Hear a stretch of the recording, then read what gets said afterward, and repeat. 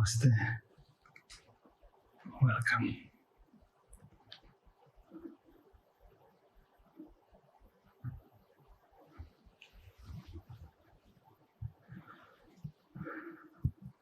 Let's start with a short moment of centeredness in the heart. Please close your eyes. Keep your back straight. Relaxation.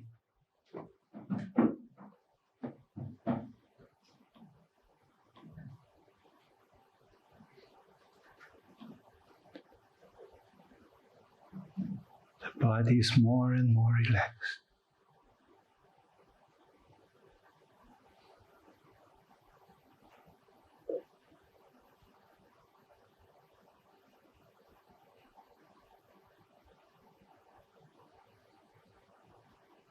The body is perceived as being more and more transparent,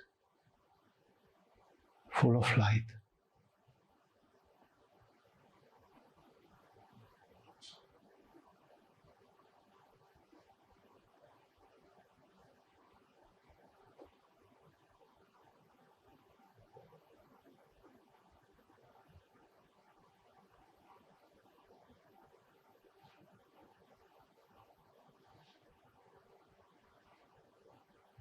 I bring the awareness in the middle of the chest, a little to the right, one finger width to the right. A sense of intimacy, sacredness.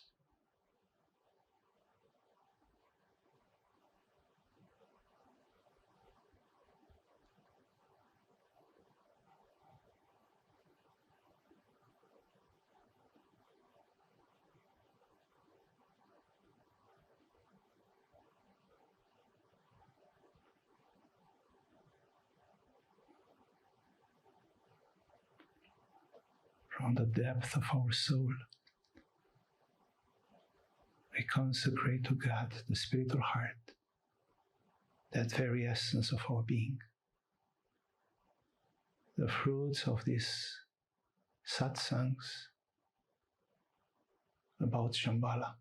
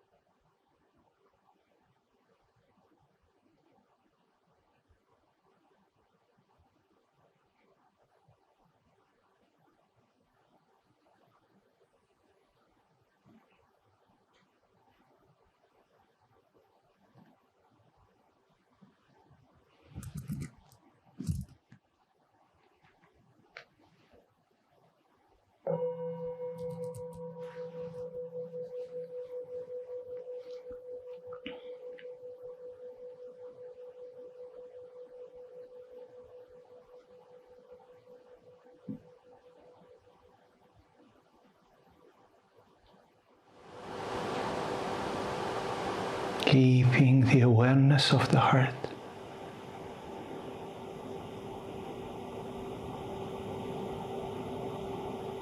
We gently open the eyes.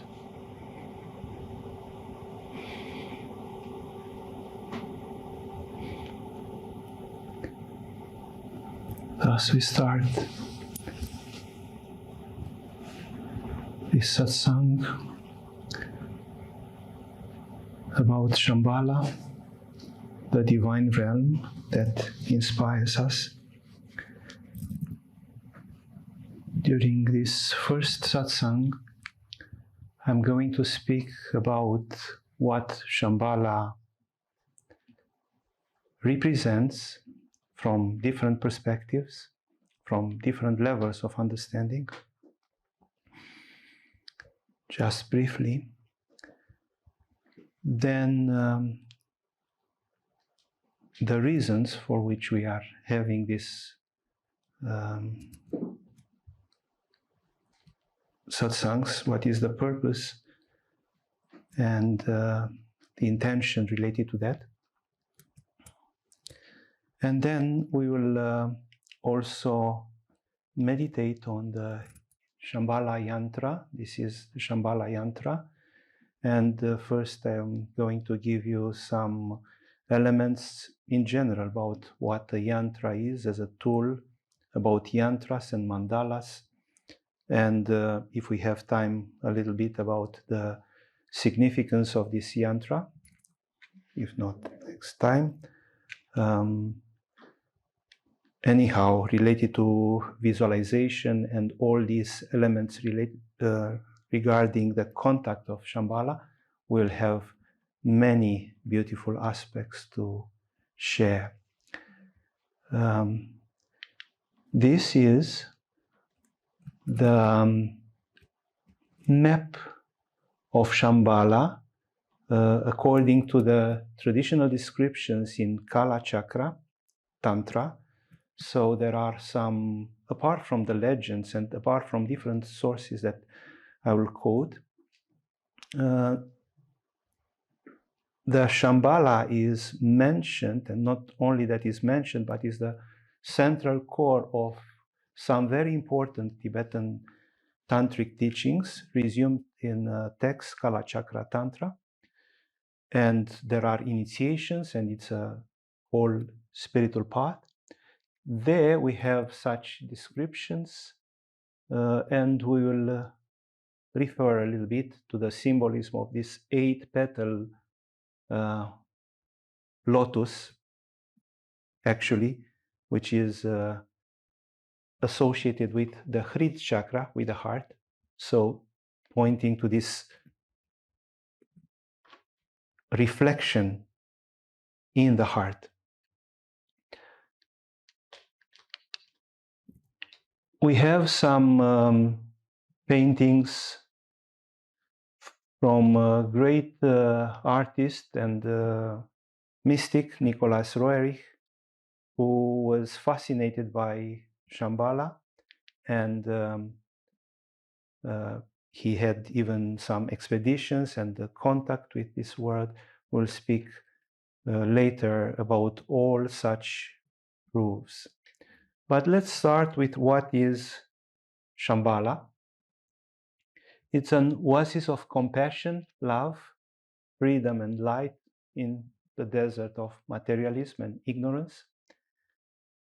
It is the very expression of perfection, an ultimate manifestation of peace and harmony, the abode of those having the mind and soul pure, who radiate compassion and long towards spiritual awakening for the benefit of all sentient beings.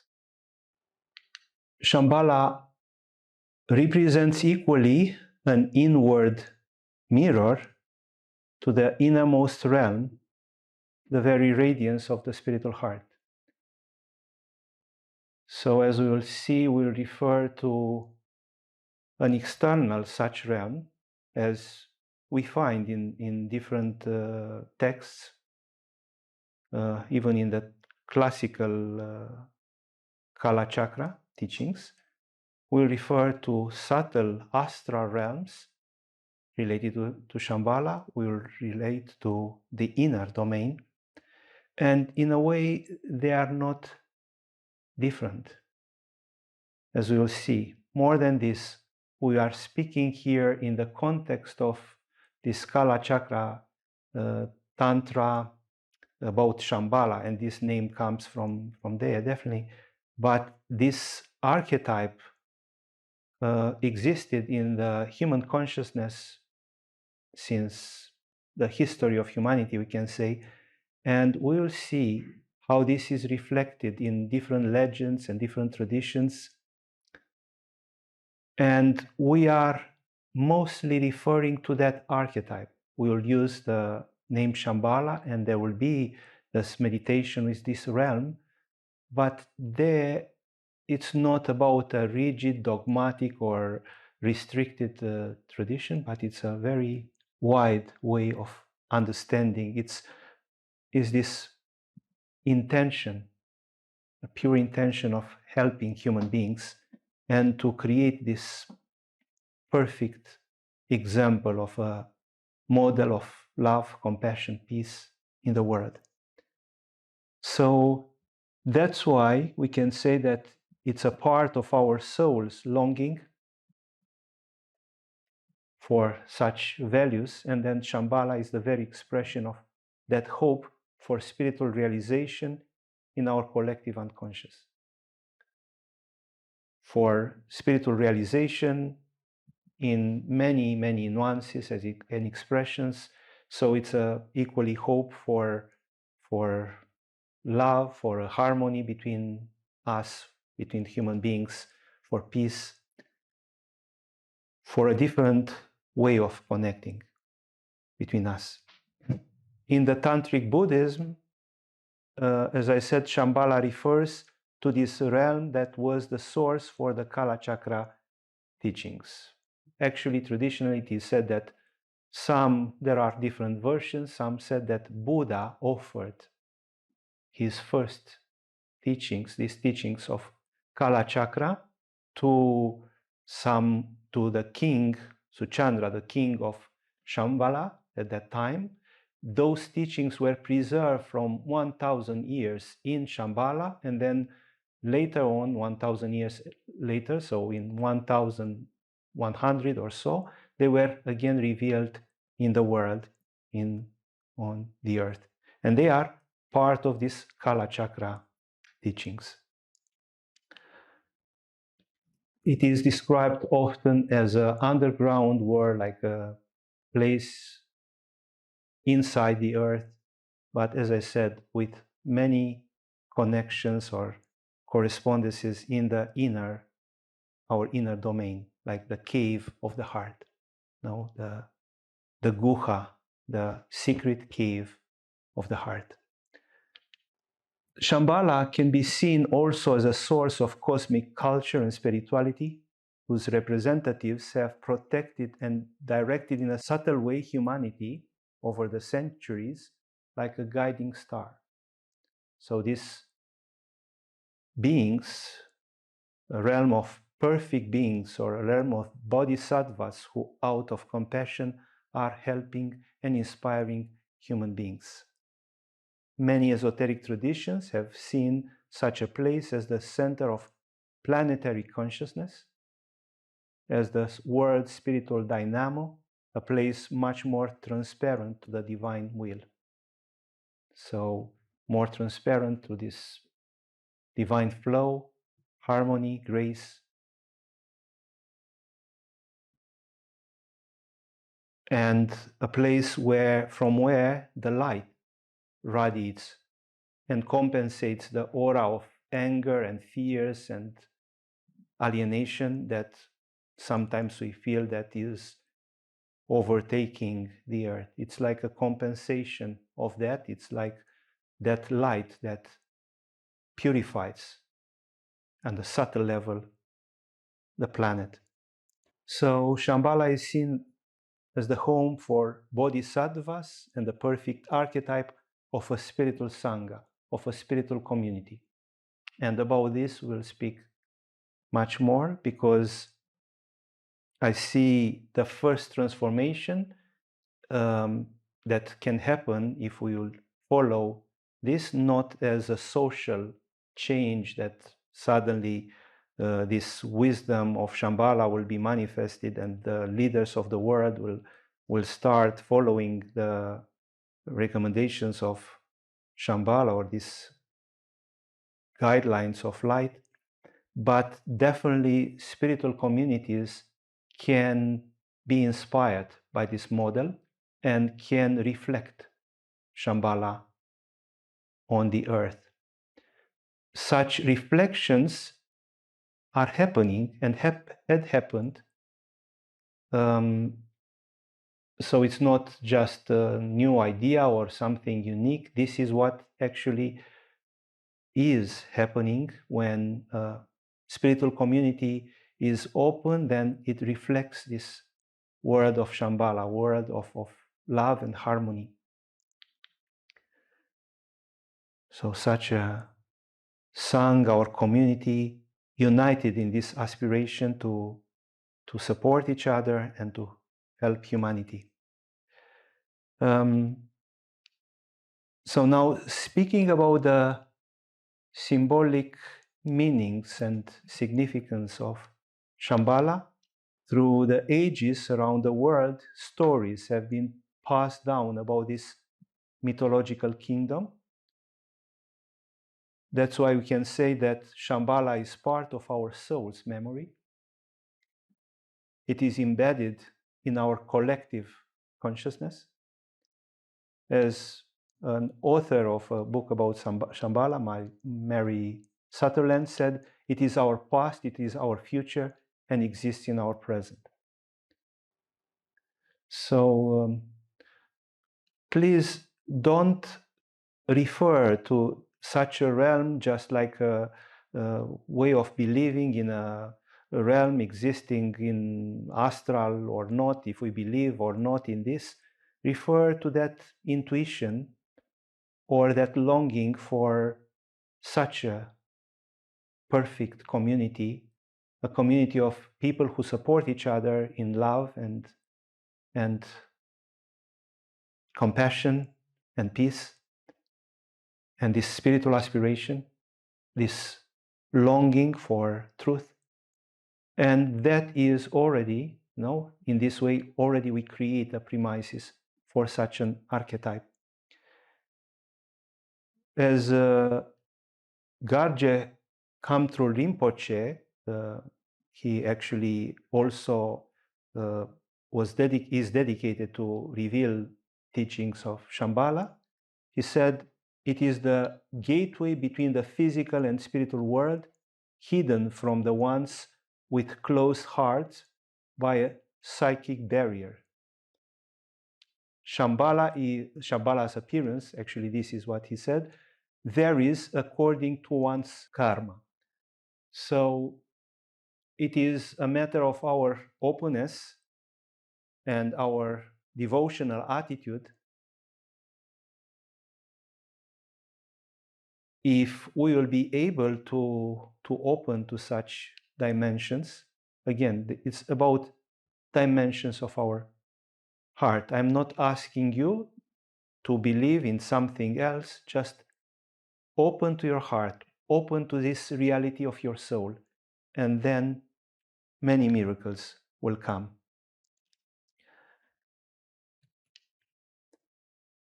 Now, regarding this legend of Shambhala, in itself is a universal symbol. Shambhala is an embodiment of the immanent human aspirations. It becomes a bridge between earth and heaven, man and God. It transcends any particular religious framework. The core of the legend is the belief in the physical existence of the attainable pure land on earth.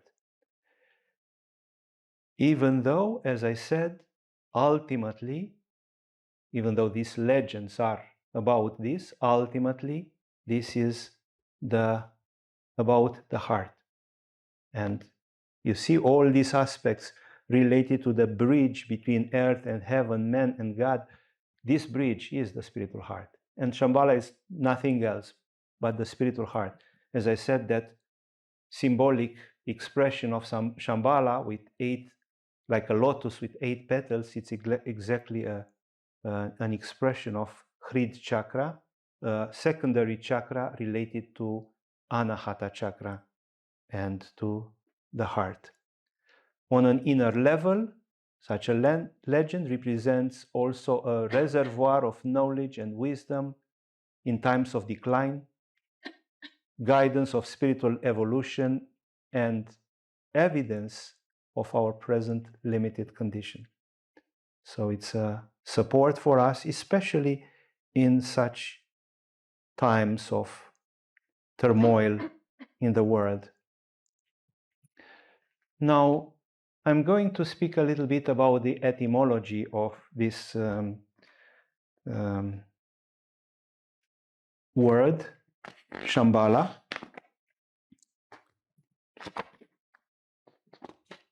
So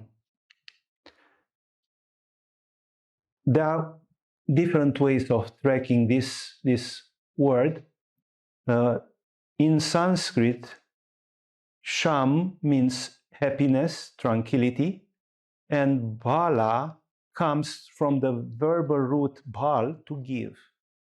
So we can say Shambhala is that which gives love, or that which gives tranquility, peace, stillness. Shambhala is the source of happiness. Actually, the Tibetan or the Sanskrit Shambhala is Debyung, which means the source of happiness. And then the source of happiness is also another name of Shiva. And then, according to Kamtro Rinpoche, Shambhala is the land held by Shiva. It's true that Shiva has a place in the Buddhist Tantric tradition, but still Shiva is the archetypal deity and the main deity in the Shaivist tradition. So you see, we are speaking about a Buddhist context, about a legend of Shambhala whose name is, the land held by Shiva. The land held by Shiva. This is the very interpretation of a Tibetan Buddhist master of Kala Chakra who is spreading these teachings.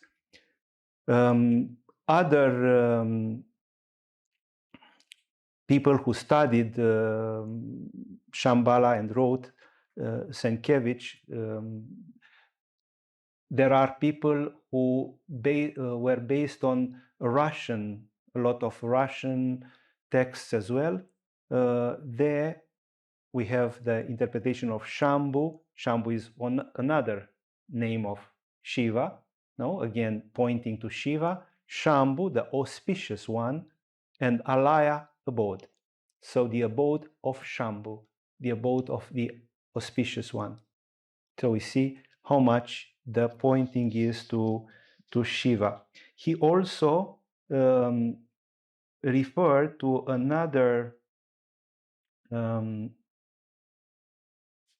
word, sambari, which means in Sanskrit magic, so a magical realm. Also, Kamtro Rinpoche makes an association with Shambhala that there was a member of Sakya clan which had the name Shambhaka, and from that Shambhala took the name. So this would be the main etymologies of Shambhala. So just remember that which brings love, tranquility, the source of happiness, the land held by Shiva, the land of the auspicious one, the abode of the auspicious one.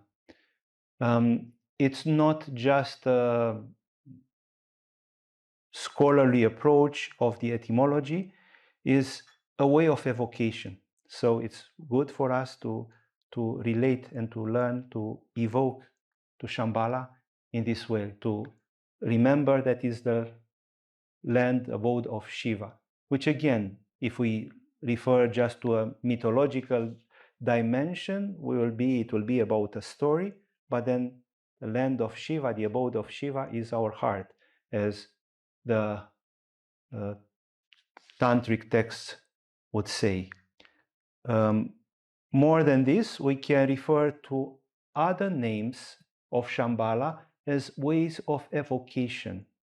Again, ways of relating to Shambhala, to this realm, in our heart. So ultimately, the name is just a way of evoking this reality, this perfection. That's why we have different such names, and you can resonate with them exactly as some would resonate with Krishna, others with Kali, or others with Virgin Mary, and so on. Ways of being inspired by different expressions of the divine, in this case, of a land of perfection. So such other names, which can be seen as ways of evoking Shambhala, ways of connecting with Shambhala, which was named also the land of 1,000 names.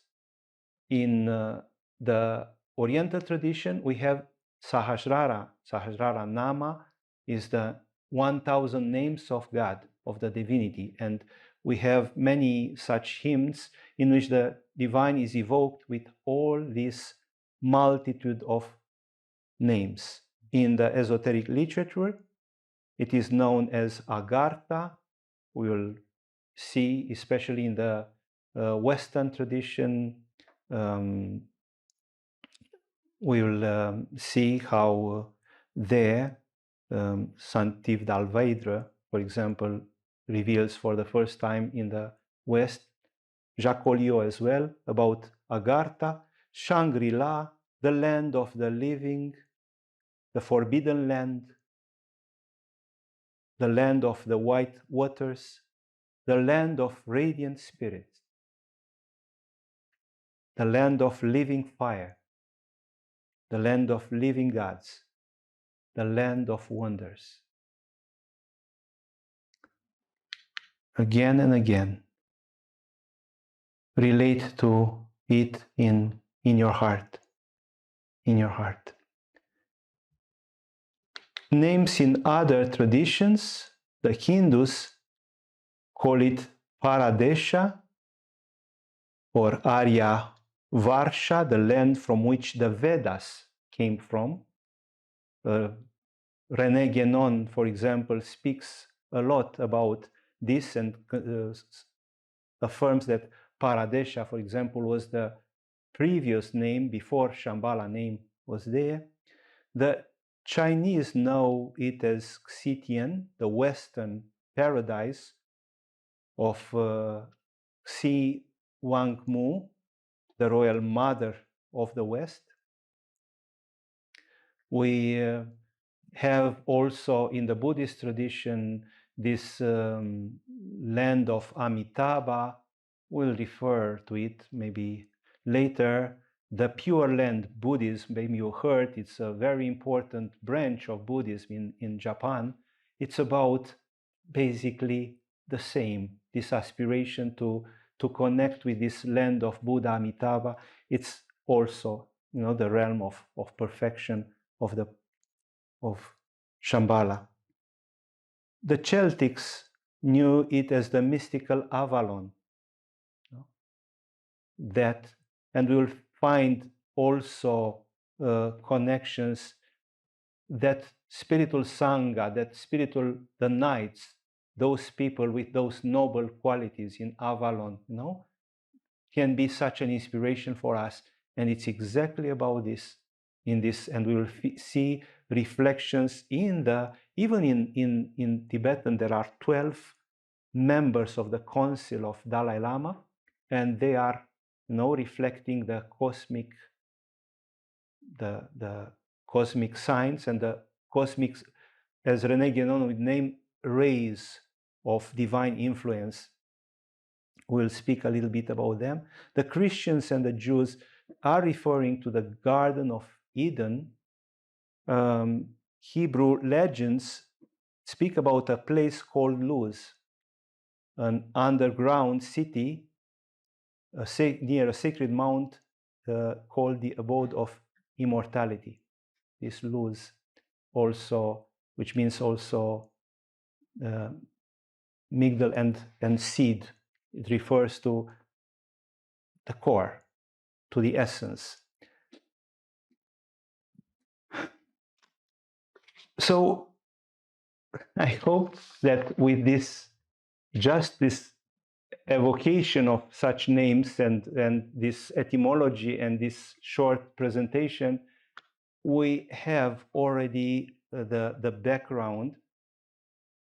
Of course, there are many aspects to be shared related to this, but now that we are knowing what is Shambhala a little bit, no? Let's look at the purposes of this satsang. So why we are going to give this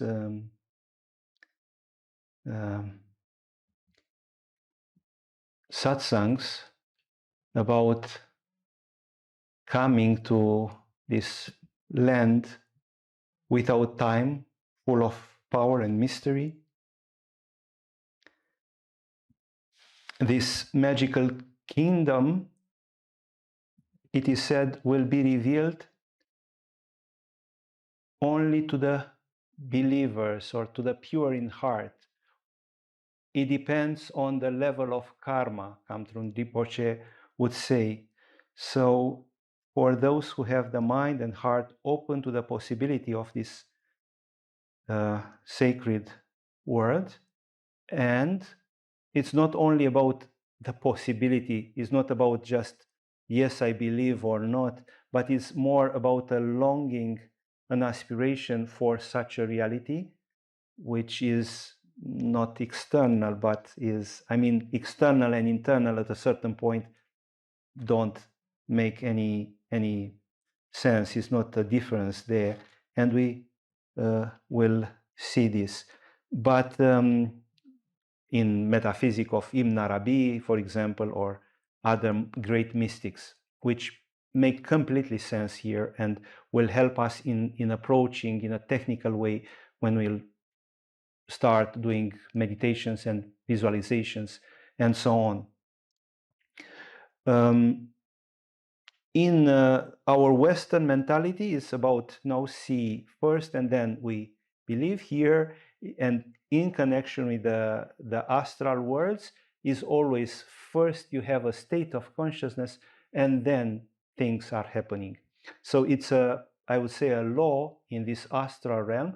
If in the physical realm we have this, for example, if somebody is far away, you see that person and it's not clear what emotion you have. And then when it comes closer, you recognize he's a friend of yours, and it's joy and that openness and love. Or if it's a person you don't like, it's a contraction, or you remain neutral or whatever. So first you see and then the emotion. In the astral realm, so in these perceptions, if we'll speak just later, but now just as an idea, in the astral realm, first is the emotion and then the perception. So the perception is just a crystallization of this dynamic of the soul. That's why it is said the perception is according to our karma. Basically,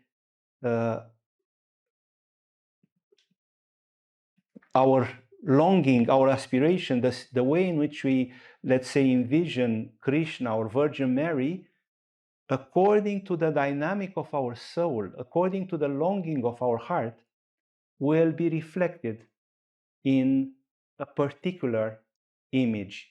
Of course, it can be the image, the classical image, but it will have nuances which are very much related to this domain of, or to our emotion. So that's why here, first we need to open and then that will come.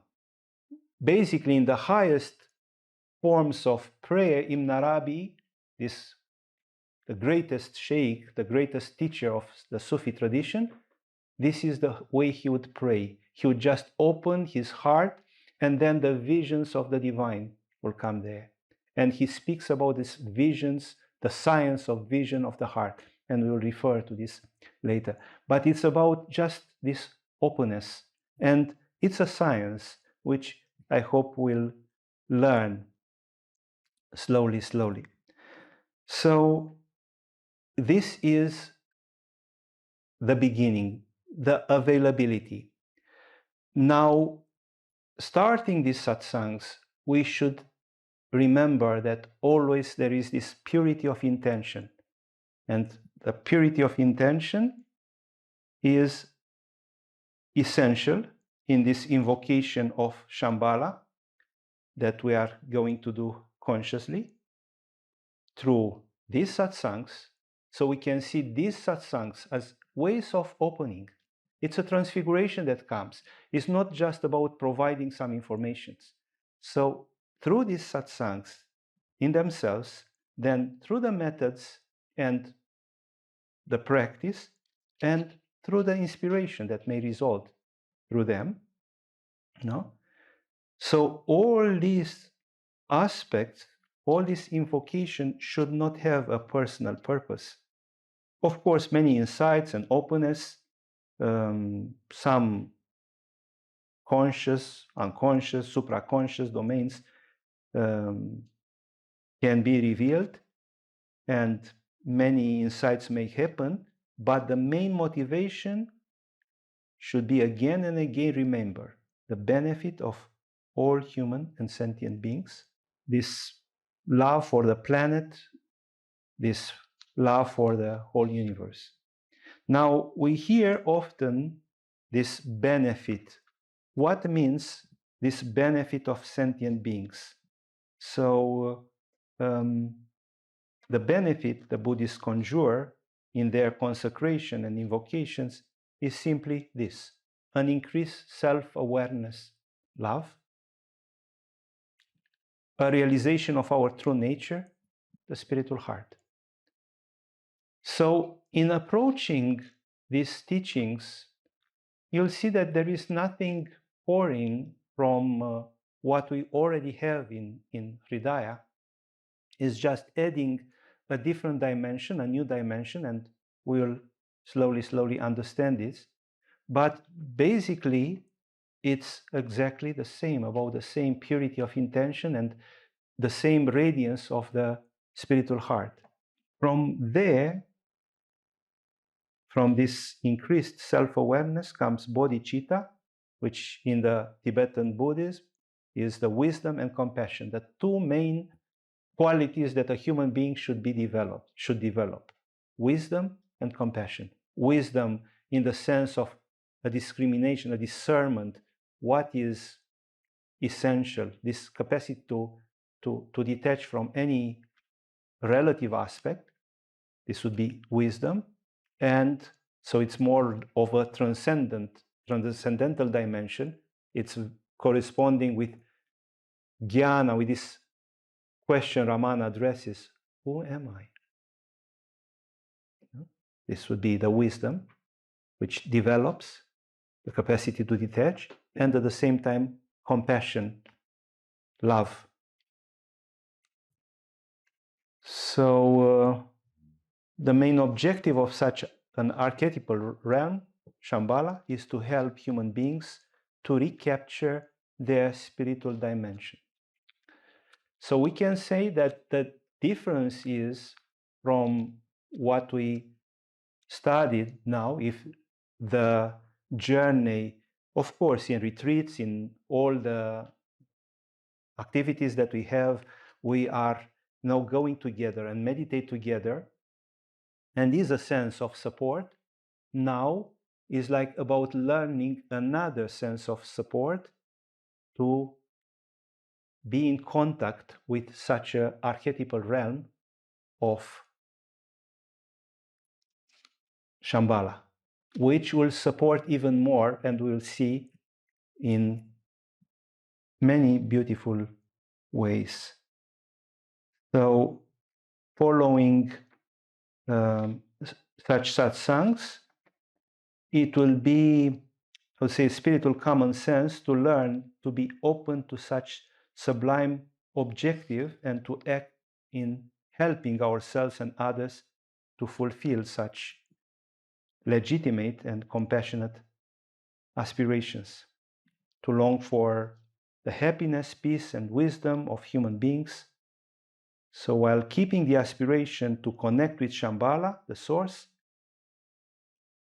let's clarify this intention. Let's remember. Purify any personal intention. Here we have the essential ritual tools in the Tibetan Buddhist tradition, the bell, Ganka, and the thunderbolt, Vajra, as constant remembrance of this wisdom and compassion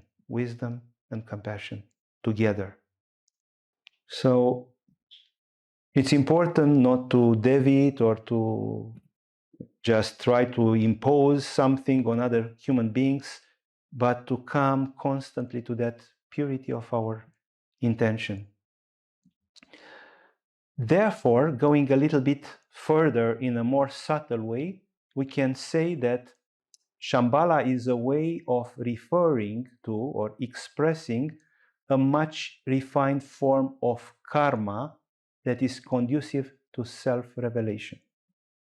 Shambhala is a coherence in this naturalness, in sahaja, in naturalness, the union of samsara and nirvana.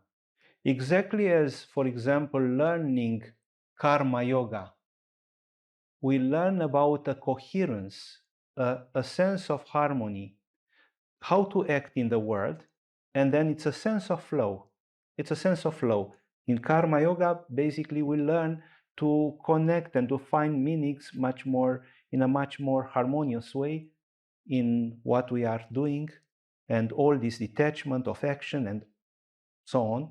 Karma yoga, of course, is a complete path in itself, but referring to Shambhala would be like feeling the same coherence in a much refined way. So if the karma acts in a very, let's say, contradicting or dramatic way in this world, and we may feel that burden, in Shambhala there is much more flow. So that's why I'm saying that it's a coherence. It's a coherence in this naturalness.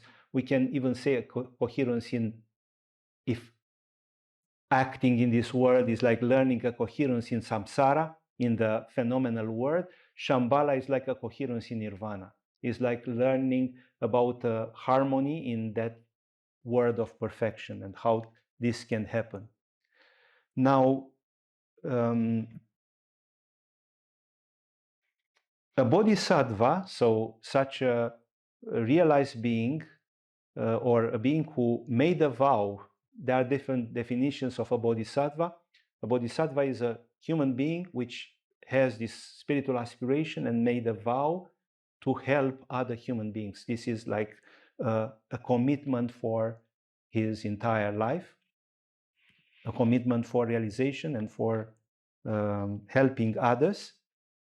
And if such a being comes to that realization, then is creating such a space of consciousness with which many may start resonate for being uplifted. So we can say that bodhisattvas prepare human beings of another karmic track, of this dharma, the inner law, the spiritual law track. So it's like it's a creation that happens whenever we are in the influence of a spiritual master or of a human being, a wise human being, who basically is helping to change our destiny. So we were in our limited world, and then something is happening. That is what essentially these bodhisattvas are creating. And in the Tibetan Buddhist tradition is about the realms of opportunities. Say they open us to a realm of opportunity. And Shambhala is about relating to these realms of opportunities. We have this life and it seems so hard and so difficult. Well, it's this general consensus, this so-called consensus reality. Again, according to the Tibetan Buddhist tradition, this is just the consequence of a karma. This is not the ultimate reality, the consequence of a collective karma as human beings to be in and to perceive the world in this way and so on. The fish would perceive in a different way the world, yes? But then a bodhisattva or is not just a human being that or somebody who attains a high level of consciousness, but through that power shifts the track of humanity. Jesus came and shifted the track of moved. Humanity was not the same after Jesus Christ came. Humanity was not the same after Buddha came. Humanity is not the same after Ramana Maharshi came. No? And it echoes, and we still continue to be inspired, even though those, manifestations on the earth disappeared or so. Still, it's a shift in this track, And this is what the bodhisattva essentially is doing. It's opening us to this realm of opportunities, and we can learn consciously to open ourselves to that, to understand the dynamic of this. So we can create conscious resonances with Shambhala, a word of love, compassion, care of others, awareness.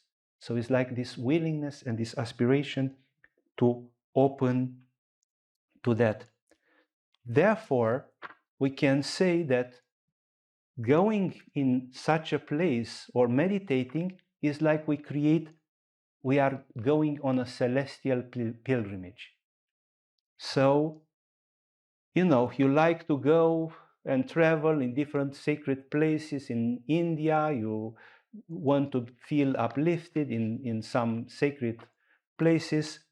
Yeah, we do pilgrimages exactly for uplifting consciousness, for recognizing this sense of sacredness in different places, But Shambhala is, we can say, about a pilgrimage in our heart, the pilgrimage to that temple or realm of our heart.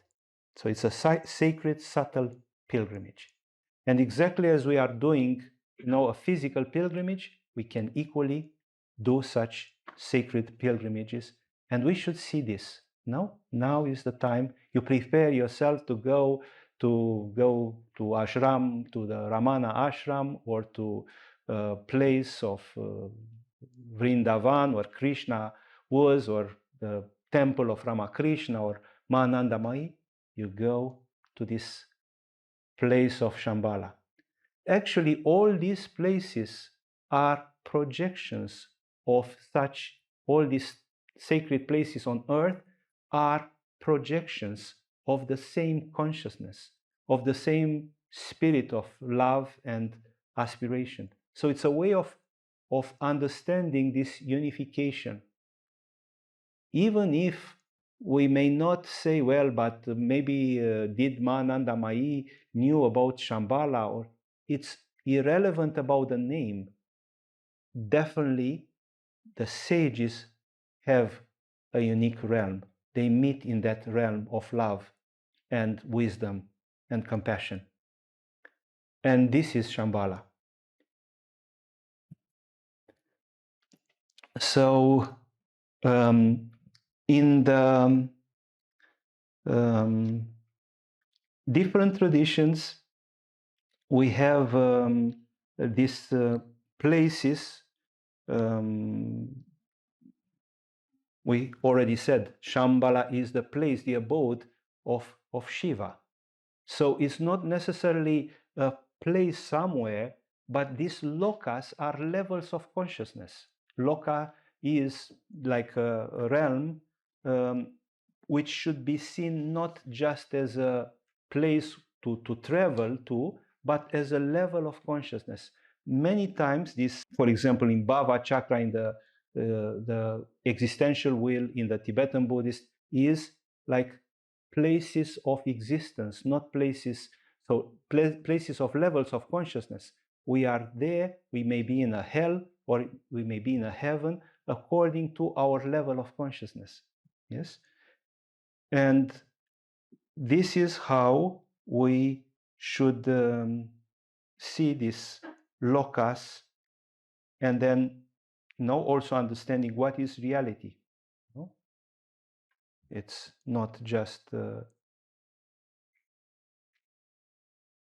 something related to the physicality, but is very much about a state of consciousness, how we see the world. We may exist in the same world, but somebody is lost in depression, somebody is in happiness, somebody is in this state of compassion.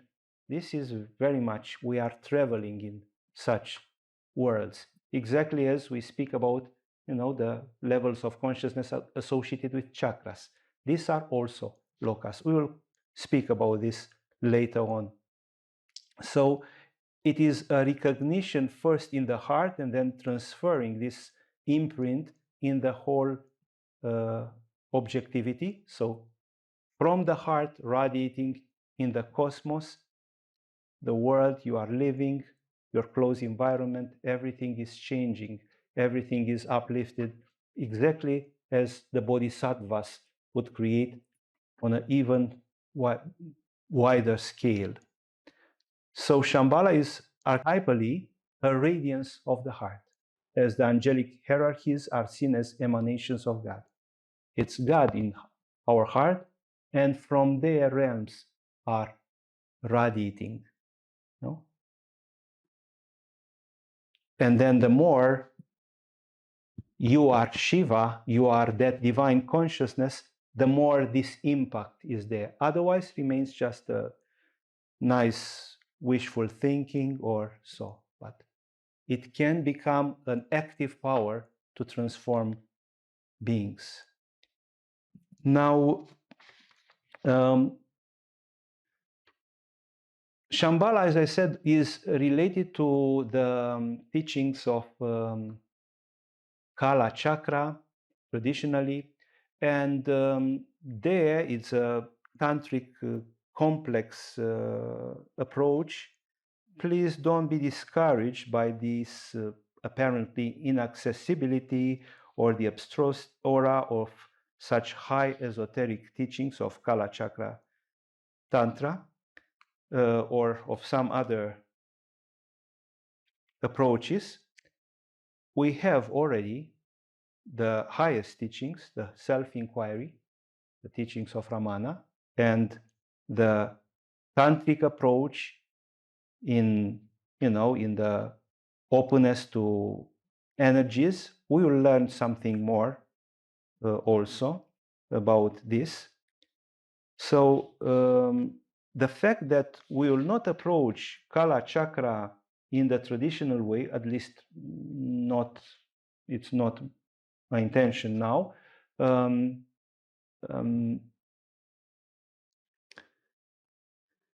Basically, Kala Chakra is a way of discovering the sacredness of time, and actually in Hridaya we give such teachings. In the art of awareness, we speak about the 12 Kalis, which are exactly ways of succession of time, ways of honoring the sacredness of time. Here, it's about the Dhyani Buddhas, which are in connection with the elements, the 5 elements, earth, water, and so on, and with basic emotions, which can be sublimated. So basically, in the Kala Chakra tradition, is about learning how to sublimate emotions with the support of these divine beings, the Dhyani Buddhas. But it's not about, having this fear that we don't understand some symbolism of the Tibetan Tantric tradition. For example, Chogyam Trungpa is a good example of a person who brought the teachings of Tibetan and of Shambhala in the West. He had, while being in Tibet, visions from Shambhala. He had many revelations. So in that time, he was a practitioner and a serious, dedicated practitioner. He had this practices, and then he adjusted them in United States and offered them. So he wanted to bring those teachings, and the way I feel is that he had somehow an inspiration, exactly as Padmasambhava brought the Buddhism in Tibet. He wanted to had a quite similar approach for United States at that time. It was not, for many reasons, the same. But the point is that, for example, he designed a method, and he has books about this, Shambhala, the Sacred Path of the Warrior, in which he basically speaks about basic goodness. He says that this goodness is the essential quality that any human being can develop. So you see these commonsensical aspects, and then the way of sublimating emotions and not being lost in emotions is exactly what we learn, but I would say in an even more direct way through self-inquiry, through Hridaya meditation, how to sublimate emotions. So we have basically such tools. Therefore, the essential initiation is the revelation of the spiritual heart. And then, if we are to refer to the Kala Chakra, then is the third or the highest level of approach, the alternative Kala Chakra, not just the promise of a future reincarnation in the realm of Shambhala, which is, the purpose of this popular, exactly as we have the popular religion, we have this popular initiation in Kala Chakra, in which common people would come with no spiritual background, just in the hope that they will be reborn in Shambhala. And it's for many, it's a lot of devotion and a high aspiration, so they access with the purity of their heart, not necessarily, I don't know, a big preparation or so, and still this is possible. So, as in any profane part of an religion, there are these external Kala Chakra teachings about, a hope of a reincarnation in that plane, but then, and the legends, but then the most refined is about revealing our essence. So essentially, these satsangs are not for documenting you about Shambhala. You can read books about this. It is not even about making a summary of most relevant informations, but a sharing of sacredness and the mystery of what Shambhala represents. So legends, stories, and myths will be presented only for increasing the spiritual aspiration. And at some moments, I'm going to read for you some passages from some dialogues with Tibetan lamas, with these people. So the intention is not to be just a reading, but an evocation, a way of receiving a proper transmission, a way of entering a new space of consciousness, a space of purity, love, spiritual aspiration. There are some passages which, for example, the tears of Tara, the tears of the goddess Tara of compassion in a special space. I'm looking to read for you about this. It can resonate for our life. It can resonate. So they can have this devotional meaning, which is so important. In such openness, there will be an impact with such teachings and practices, at the subconscious mind, because they actualize this longing for an archetypal place like this, where there is love, there is beauty, joy. Though in this world and in our relationship as they appear now, this is maybe less obvious. It is also not our intention to go in any debates or to come with arguments about its reality, if it exists, about the hollow earth and where exactly is Shambhala and so on, but rather to invite you to contemplate what is real and what is not, in this self-inquiry, in this who am I? So looking only for material evidences, like some books would be, focused only on this, not that they don't exist and they are not real physically, but looking just for material evidences, it would keep us in the dualistic mind, and through this we'll rather sabotage our inner intuitions and bring disruption in what we are preparing to really see. So it's not about imposing a belief into a realm or so, but increasing aspiration towards truth, towards spirituality in the most authentic sense. This is our intention. Because it's quite late, I'm going to speak about, so I will continue to speak about this. There are still some aspects to clarify. I hope that it makes sense, and I hope that you agree that they are important when we start this journey. So this purity of intention and all this approach in this. I'm going at a certain point to make some confessions also, because this is not the first time when I'm giving satsangs about Shambhala. It happened in, I think, 1992, 93. So long time ago. It was even a book that it was written, many editions of it at that time, about some insights and revelations. The fact that I went in retreats in caves was also coming from such insights related to Shambhala. So I can say that Shambhala was a constant inspiration, and this meditation on yantra, do I know that this is an authentic yantra or so on?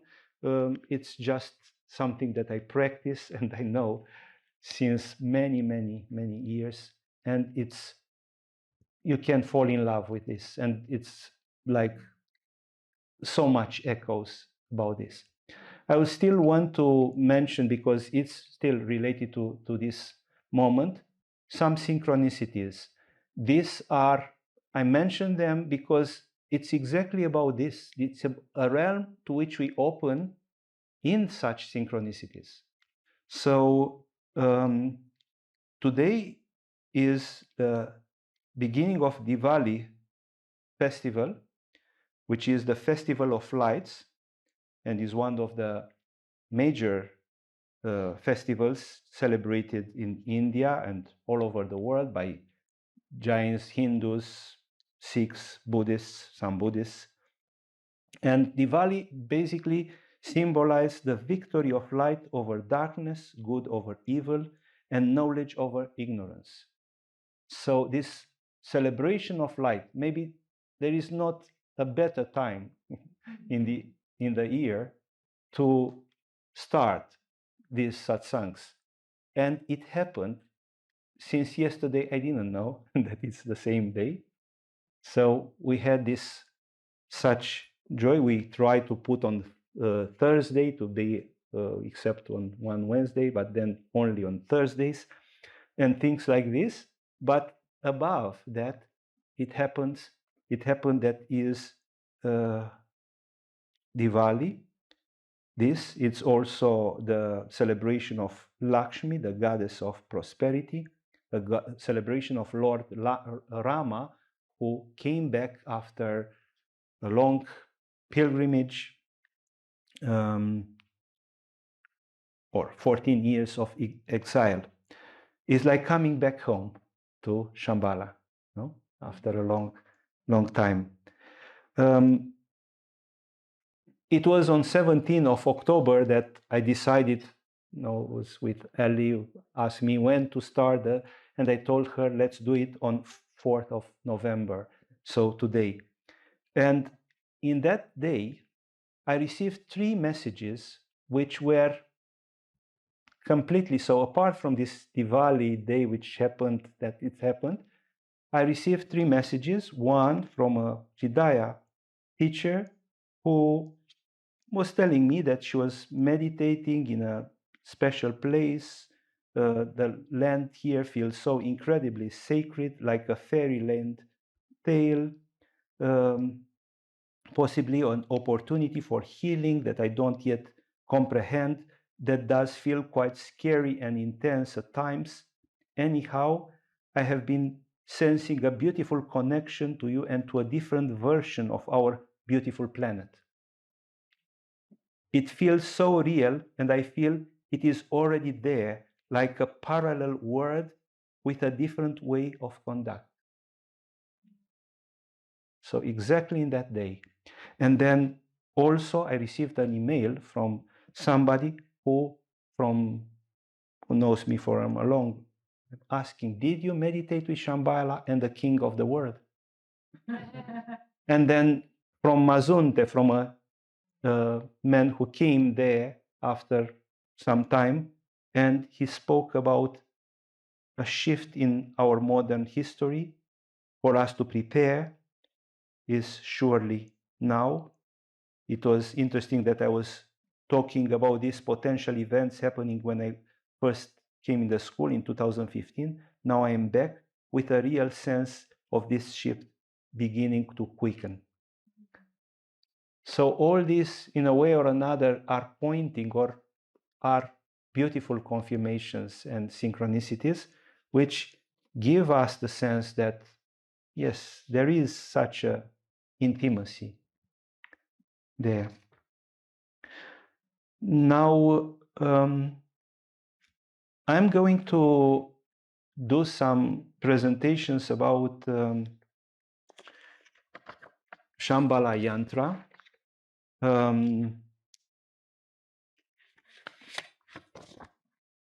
We will definitely continue because now we will not, it seems that we will not have time for this.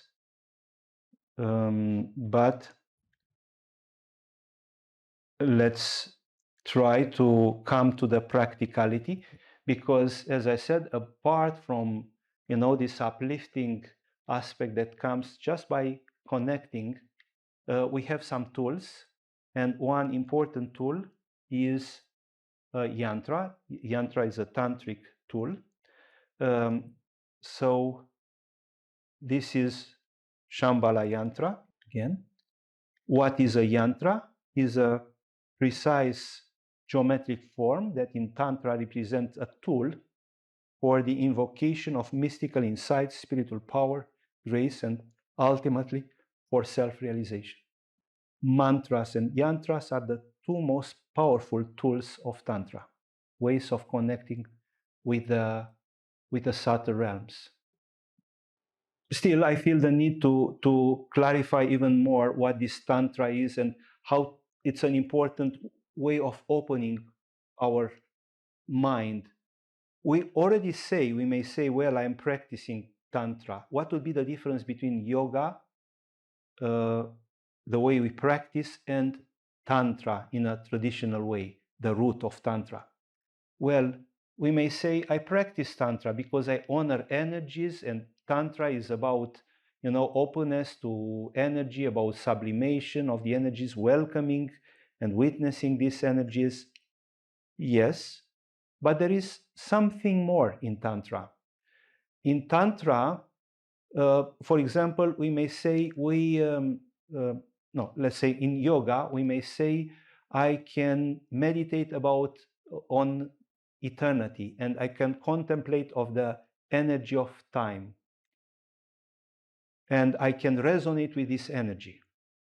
This is something. But then, do you believe in Kali as a divine manifestation that is in connection with time and transcendence of time, whose grace can allow you to open to such realms? Well, as an energy, maybe, but as a deity, I don't know if it's such a deity or if there are such divine forces like deities. I am very confident and very okay to speak about energy of time. This is okay. Well, this is not Tantra. Tantra is about honoring Kali. No, this would be the difference. When we feel the grace and we feel the connection and we feel this evidence of such contact with divine realities, with subtle realities, no, that becomes Tantra. No? When we, let's say, open to the goodness of the planet and so on, this is, yes, to beautiful energies. When you feel the touch of an angel, that would be Tantra. Well, they will name not maybe angels, or name dakinis or whatever entities, but that kind of direct connection with entities and beings and subtle realities, that is an important part of Tantra. And speaking about Shambhala, it's also about objectified way, in the subtle realms of energies. It's not just about neutral, the energy of peace and love and compassion. We are speaking about beings who can appear or who can inspire us. No, this domain. This is the domain of Tantra. And this is what, for example, the yantra of Shambhala is calling for. No? And this is really entering in the domain of Tantra. We will speak next time more about many nuances of it. Of course, here it can come imagination, there can be a lot of risks, is basically what in magic is happening when you invoke some forces. But we will clarify more. Still, I consider this as an important element. These are not just energies, but are particular expressions whose grace or presence can be felt. And the yantra and the mantra are ways of connecting not with such abstract realities, but also with energies that manifest in many spectrums. Can be just a neutral energy, can be deity as well. They manifest because there is such a multitude of expressions in this cosmos and in our heart as well. So going further, as a tool, yantra is used to withdraw consciousness from the outer world and direct it to the inner world. In general, it helps us to go beyond the normal framework of the mind, allowing the access in subtle realities through an elevation and expansion of consciousness. We can say that yantra is an archetypal unit because the essence of any iconographic image, so the anthropomorphic representation of a deity, so with arms and body and so on, the essence of it, the spirit, is retained in the yantric form. So all that power is in the yantric form. No picture of a deity is as powerful as an yantra, because an iconographic representation is carrying many personal aspects, which are all very precious. We will see. I mean, they have echoes. When you see the flute of Krishna represented with the flute, or Nilakanta Shiva, the Shiva with the blue throat, and then the representation of the Ganga in his head, if we know the legends, they suddenly have a devotional meaning and they resonate. It's enough to see that, and then you know, it's Shiva with that compassion and that. So they are not necessarily mythological facts, but they are devotional echoes. These are, valid in such iconographic representations. But in a yantra, everything becomes much more abstract. It's a way of inviting, it's an abstract form of divinity where the essential dimensions of that divinity or that reality in archetypal forms is revealed. So yantra is universal because it's composed of archetypal forms that are common to all existing phenomena. We have triangles, circles. They have a meaning, but they point to something more causal, I would say. Also, we can say that meditation on a yantra is a process by which we move from a concrete reality to this more subtle spiritual truth, and this can bring many spiritual revelations. In a yantra meditation, the corresponding cosmic energies, in our case the realm of Shambhala, is invoked through it, so through the yantra and in it, in yantra. Then yantra becomes a symbolic representative of the reality that it evokes. So that deity is the body of that deity, or is the map, we can say, or the insignia, or the expression of that universe, or of a chakra, of a subtle domain, Shambhala in this case. And through the practice of this Tantra approach with a yantra, the yantra becomes a portal. Literally, it's like you enter. Then it's like the yantra is imprinted in your heart. You have the yantra on your chest. You can have the yantra on Sahasrara as well, no? And you stay with them, no? It's like this, because it's an openness. You feel an openness to that realm of purity. So it's like a sign that you receive in a subtle way, no? You receive, or you open, you evoke, you actively evoke, no? You carry, exactly as, Saint Teresa of Avila would take the baby Jesus with her. We can say in a similar way, we carry this imprint of Shambhala in our heart, no? So it's a portal.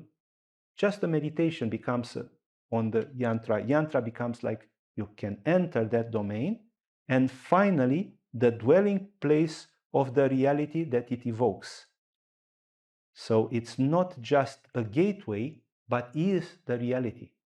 That's why in the Tibetan tradition, the mandalas would be protected by the ignorance, or people who would not have the wisdom to see them in that transfiguration. No? Because they radiate sacredness. No? So when we transcend our analytical mind, yantra is seen as a subtle reality itself. So it's not a gateway to Shambhala, but is Shambhala. And there are rituals, tantric rituals in Hinduism and in Buddhist Tantra for charging. So a master, by meditating, will charge that yantra. It was exactly as there is an initiation in a mantra, there is this way of charging a yantra which becomes alive. By meditating, we are charging. In the beginning, it's just a piece of paper or whatever, and then it becomes alive. No?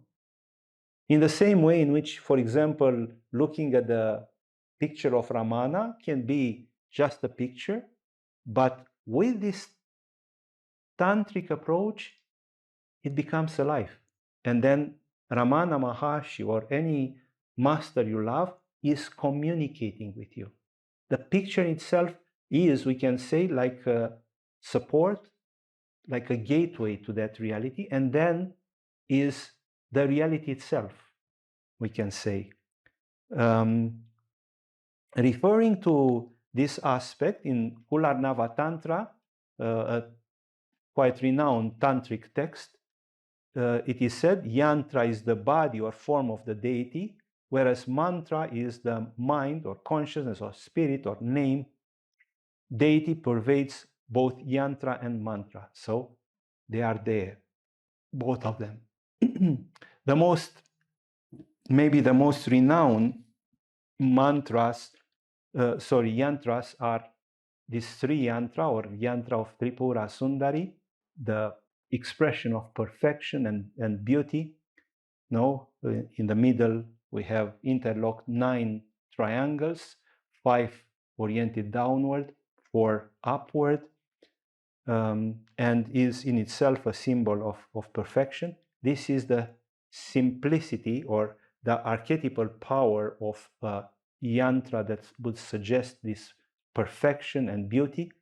The Tripura Sundari, meaning the one which is the beauty in the 3 worlds, is very much associated with that purity of intention, with Icha Shakti, with that fundamental energy.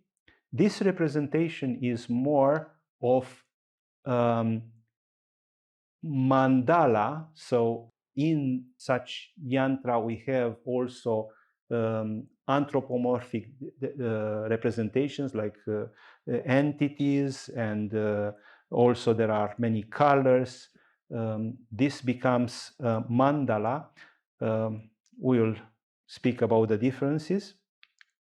This is, for example, another beautiful yantra is the yantra of Kamalatmika, which is actually the one which is honored today.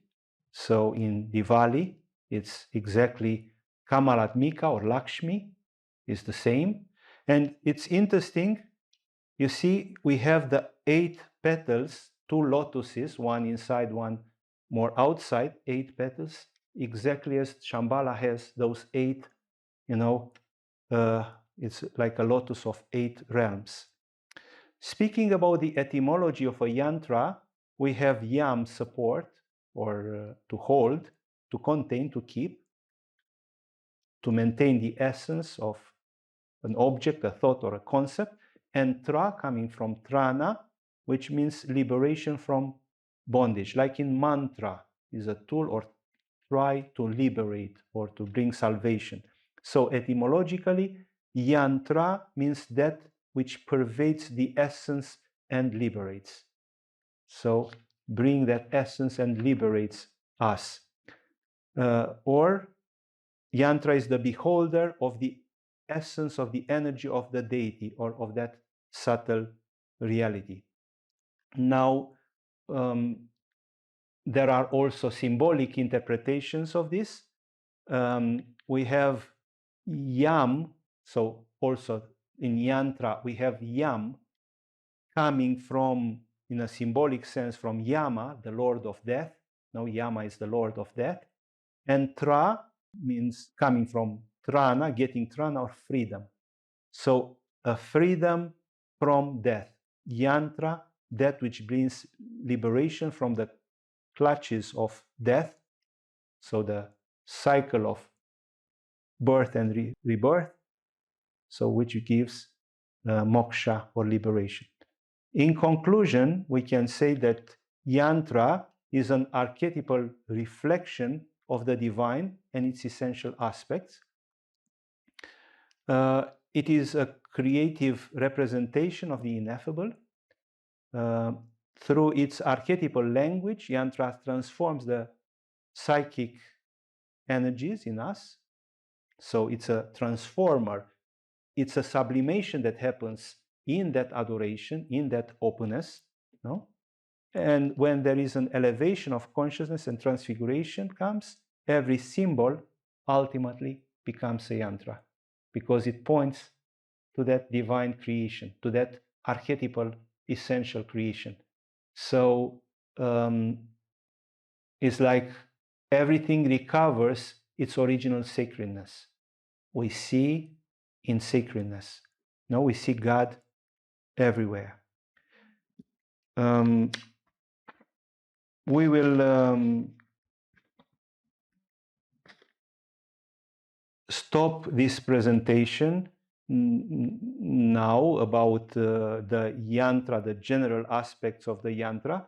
We will speak later on that next time about comparison between mandalas and such and yantras. What would be the difference, and what we will speak about also the symbolism of it and just beautiful ideas. So tantrics use yantras and mandalas as methods of bringing heaven on earth, we can say, and raising man out of his earthly confines to a realm of peace and harmony.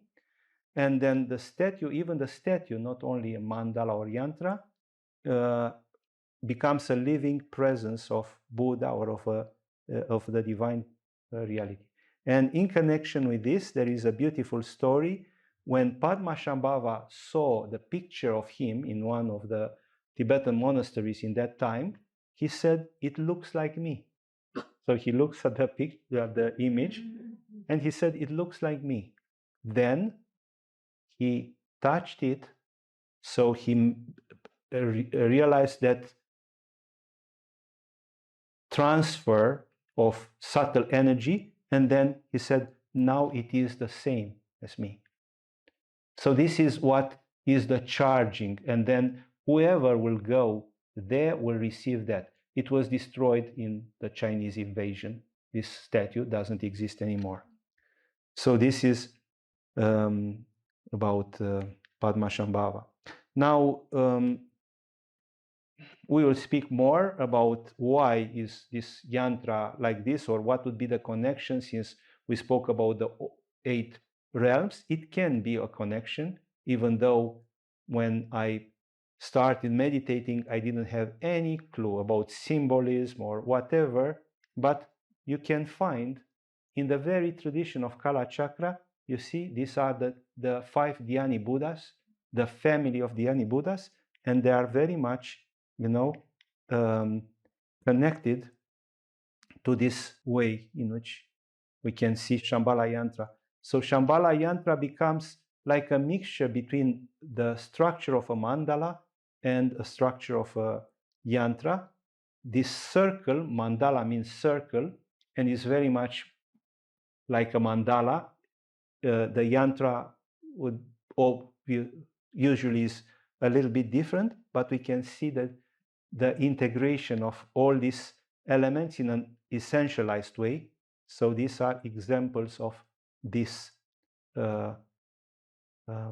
Dhyani Buddhas, which again I said they are associated with the elements and fundamental emotions that are sublimated in noble qualities, and in that, ultimately, in that transcendental reality. Another, very similar aspect.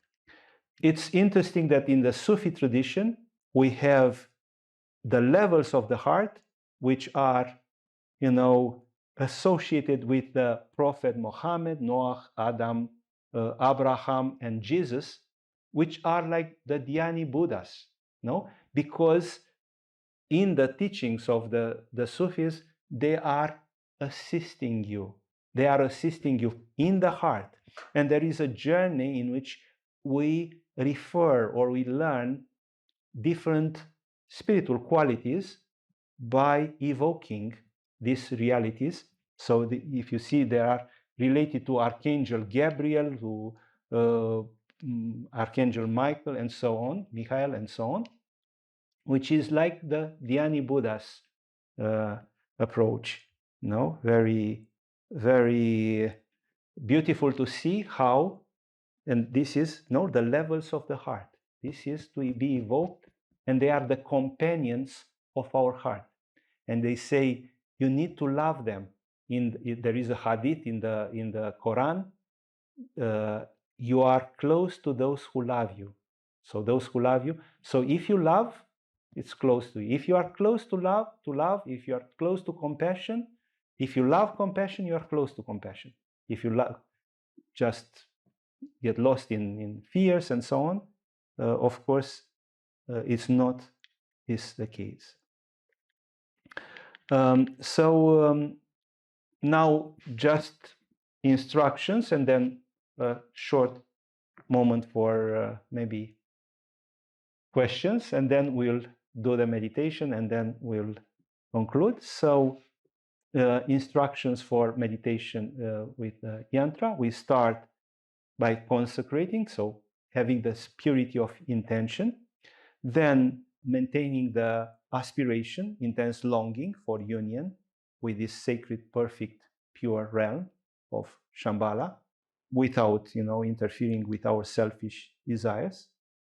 If possible, keep the yantra facing north or east, placing the center of the yantra ideally at the level of Ajna chakra, so the middle of the forehead.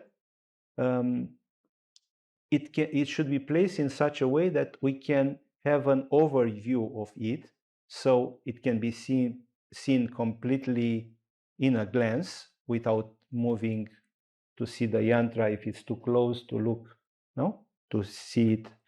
And then we stay in a proper position for meditation. Bring the awareness in the middle of the chest, a little to the right. Yes. Then it's always about relating to ourselves. This shouldn't be, uncommon, no, because it's about this self-awareness always. Yes. Then look into the center of the yantra. We start by focusing mostly in the center, trying to blink as rarely as possible. So focusing without blinking if possible. The attention should remain only in the middle of it, so in that central part, the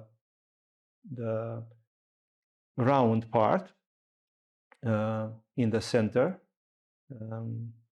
with the 7 dots. When the mind becomes calmer, so after, let's say, 5 minutes or so, extend the perception to encompass, in your view, the whole yantra. You don't need to look at particular details. Just keep your sight right in the center and observe the whole yantra at once. So this is the way in which meditation with the yantra is done. From time to time, after a while, in the beginning you can keep longer, but then after a while you can close your eyes to visualize the yantra as accurate as possible. Maybe in the beginning it's not so easy, but then it will come. Feel in the heart, in your soul, the subtle connection with the realm of Shambhala and the uplifting energy. So it's not just the image, it's the meaning of it. Like in the mantras, it's always like this. It's a tool. It's just a support for that inner reality that it's opened. And then this yantra visualization should last at least 21 to 30 minutes every day. You don't need to push any process of imagination or go selfishly in expectation regarding such practices. Let it gradually guide you, so inspire you. Is like an invitation. You cannot force this welcoming to Shambhala. It's just the purity of our heart that will allow that happen. So it's a dissolution of the ego that will make all these wonderful revelations possible. It's like you enter a different space, a different world.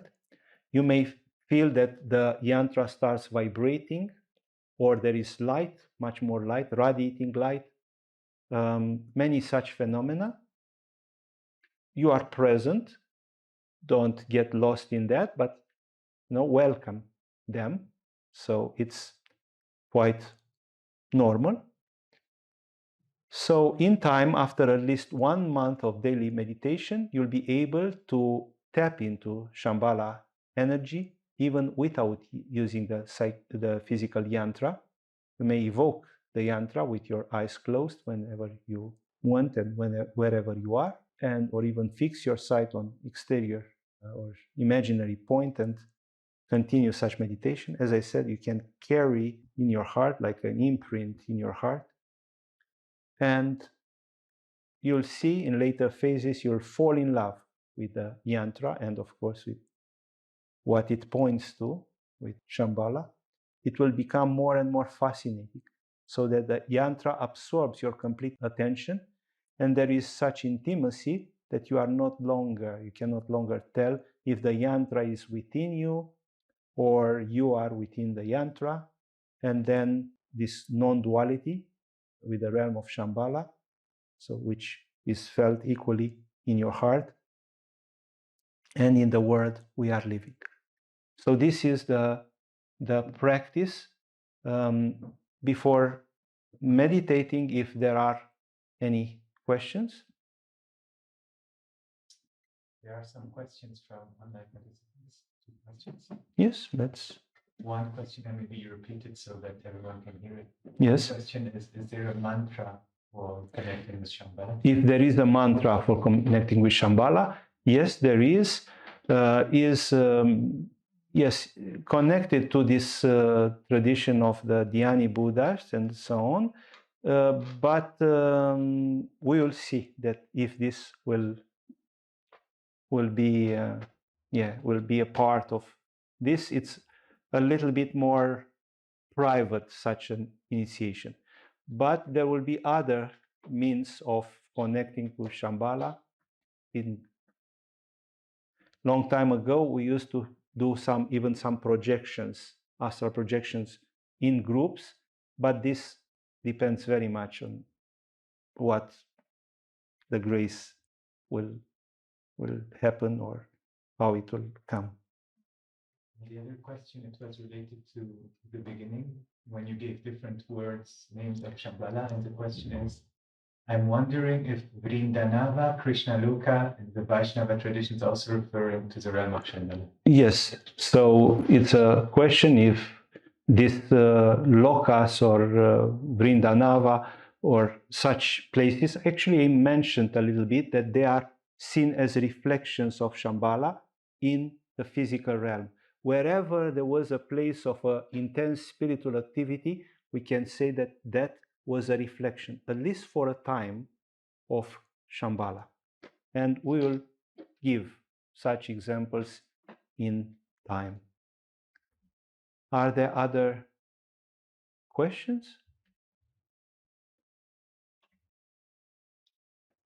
If not, there's one more. Yes. Is the Shambhala yoga the same Sadhguru teaches? He also refers to as yoga, Shambhala yoga, or also Ishta yoga. I don't know about this. I cannot say.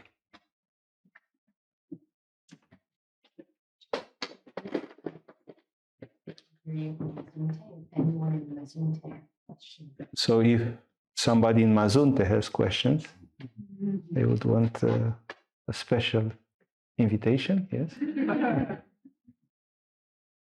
So welcome for everybody in Mazunte from here in Zanzibar. When we speak about visualization, it is also like, for example, seeing film. exactly the representation of the yantra, but not as the pimple ball. It's like seeing a phosphine, but with a yantra. Yes, but we are going to speak much, much more about this. So I don't want to anticipate too much about this, but yes, it's very much related to the same phenomenon, like we would see phosphines, but then is developed in a quite special way. It's a science of visualization, as Ibn Arabi would name, and we find this in many traditions. It's taught Gal in the Tibetan Buddhist tradition, is this science of visualizations in the science of the heart in the Sufi tradition, and it's this approach in Advaita Taraka Upanishad or other Upanishads that speak about light and how to relate to light and visualization of light.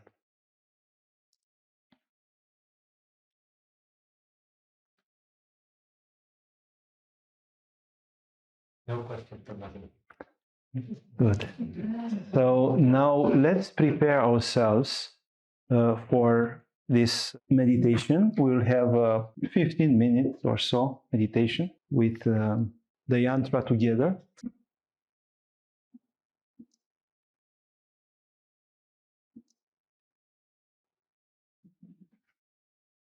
If you close the eyes, we open the eyes now.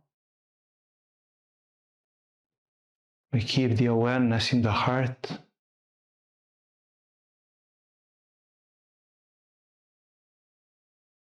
It's like we would see with the heart. So the heart sees through the eyes the yantra.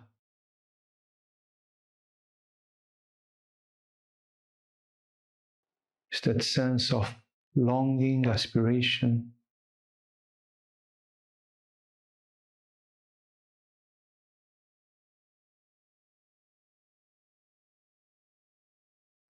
We relate to the meaning of it, its sacredness.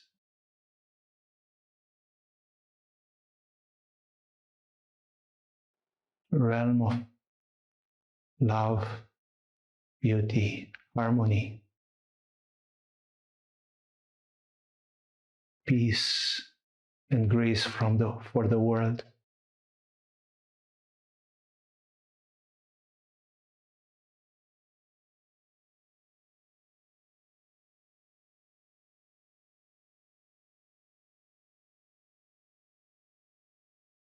Purity of intention all the time.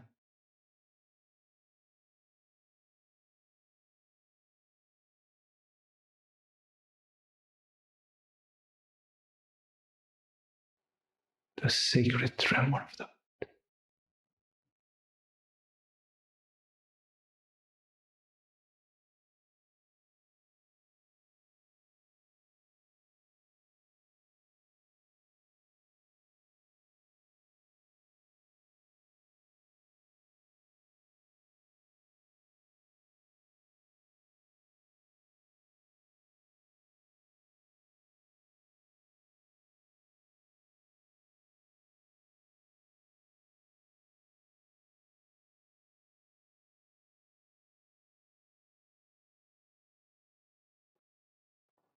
we keep the attention in the middle of the yantra, mostly the main circle in the middle,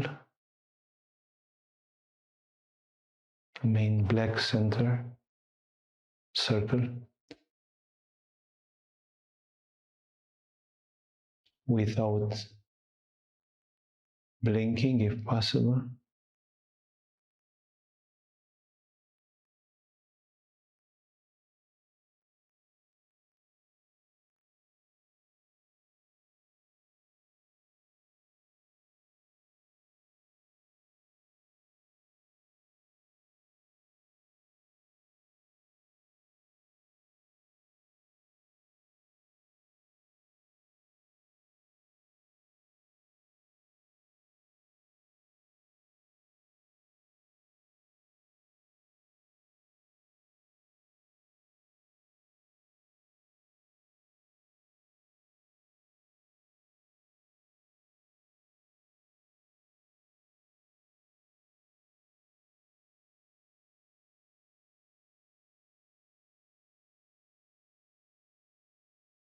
And now we expand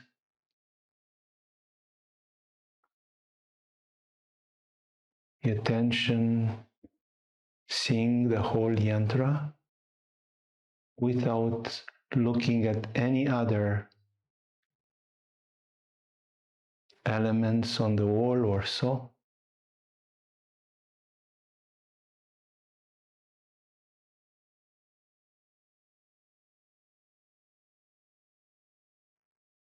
It becomes like a gateway to Shambhala.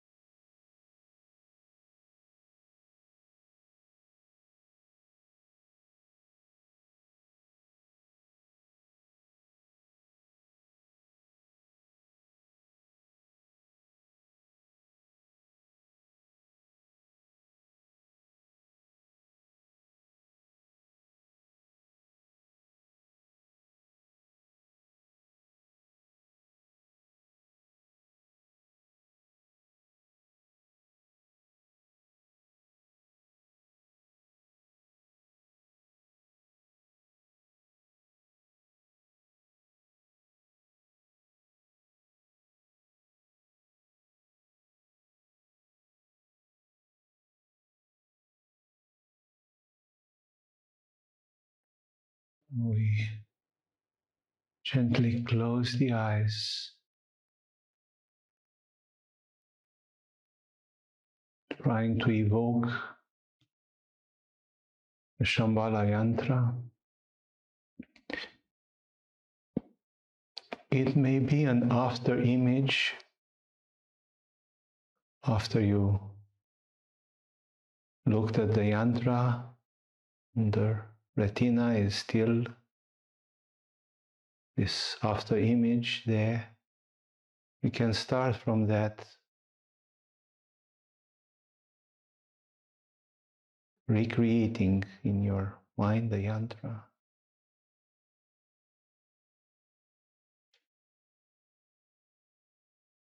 Even if you don't see it, no, you don't need to see a circle, you feel a circle, you feel a square, and so on.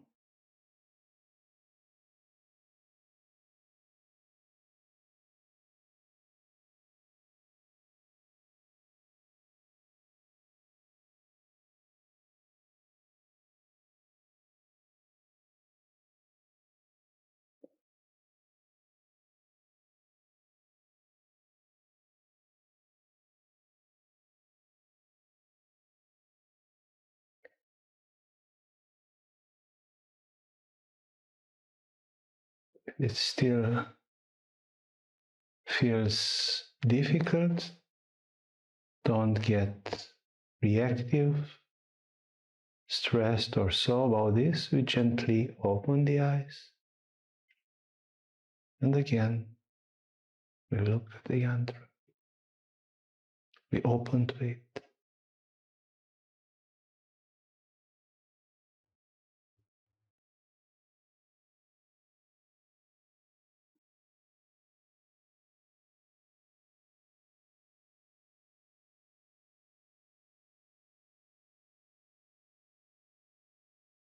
Again,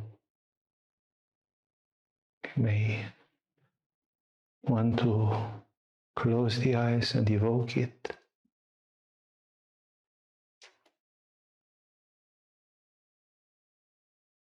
The openness to Shambhala.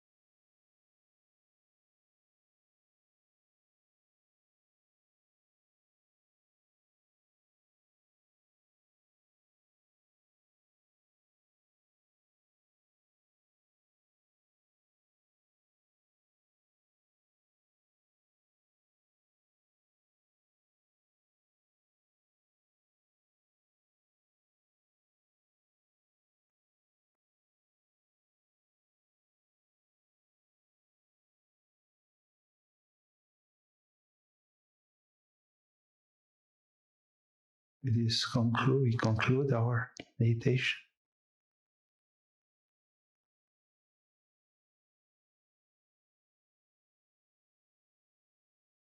If you want, I invite you to open together to this realm, to share together this aspiration, and to meditate every day with Shambhala Yantra. And you can share your insights, or you can write to us.